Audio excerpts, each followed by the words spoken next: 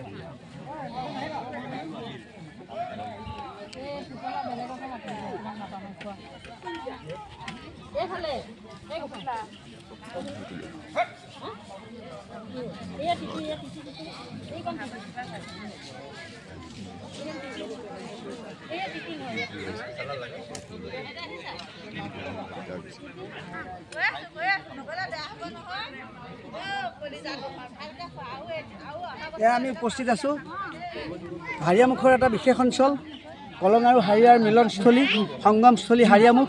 এই হাৰিয়ামুখতে আজি দেখিছে আপোনালোকে বৃহত্তৰ অঞ্চলৰ কেইবাখনো গাঁৱৰ ৰাইজে লগ লাগি ইয়াত মিলা প্ৰীতি এটা খানা খাইছে, ভোজ খাইছে। গতিকে ইয়ে আজি আমাৰ মাজত সম্প্ৰীতিৰ সৃষ্টি কৰিছে। এই সম্পৰ্কে আমি এই অঞ্চলৰ এজন বিশেষ ব্যক্তি আমাৰ দীপেন দাসক দুআষাৰ ক'বলৈ অনুৰোধ জনাইছোঁ।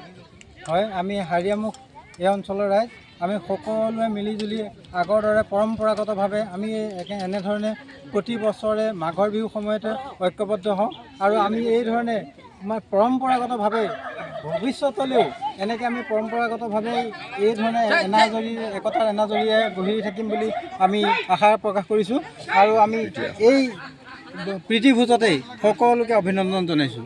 আমাৰ মাজত আছে এই অঞ্চলৰ এজন বিশেষ সমাজকৰ্মী তথা গাঁও প্ৰধান ৰন্তু মুদৈ, তেখেতকো আমি দুআষাৰ ক'বলৈ অনুৰোধ জনাইছোঁ।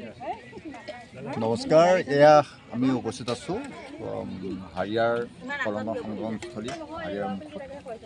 ইয়াতে গাঁৱৰ ৰাইজে প্ৰত্যেক বছৰে প্ৰতিখন গাঁৱৰ ৰাইজে প্ৰীতিভোজৰ আয়োজন কৰে এইকাৰণেই যে মাঘৰ বিহুত ভোগৰ উৎসৱ হিচাপে পালনৰ লগতে যে প্ৰীতিৰে এসাঁজ হাই কাজিয়া হাই দণ্ড এইবিলাক সকলো নাশ কৰি সকলোৱে মনত যিয়েই নাথাকক আমি সকলোৱে মিলা প্ৰীতিৰে চলিব পৰাৰ এটা পৰিৱেশ সৃষ্টি কৰি প্ৰীতিভোজৰ আয়োজন কৰা আমি দেখি আহিছোঁ।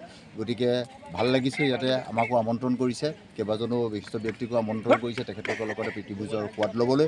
এই হাৰিয়াৰ মুখত আমি কলঙৰ বাকৰিত উপস্থিত হ'বলৈ পাই বহুত ভাল লাগিছে আৰু হাৰিয়ামুখ এই গোটেই অঞ্চলৰ ৰাইজৰ হৈ অসমবাসীলৈ আমি মাঘৰ বিহুৰ ওলগ জনাইছোঁ। সকলো সুখ শান্তি সমৃদ্ধি হওক, সকলো আনন্দময় জীৱন ধাৰণ কৰক, সকলোৱে মিলা প্ৰীতি থাকক, ভাতৃত্ববোধেৰে নিজৰ লগতে ঘৰখনৰ লগতে অঞ্চলৰ লগতে দেশৰ দহৰ উৎকৰ্ষ সাধন কৰিব, উন্নতি সাধন কৰিব, সকলোৱে মিলা প্ৰীতিৰে থাকিব বুলি আমি আশা প্ৰকাশ কৰিছোঁ। সেইটোৱে হোৱাটো সকলোৰে বাবে কাম্য।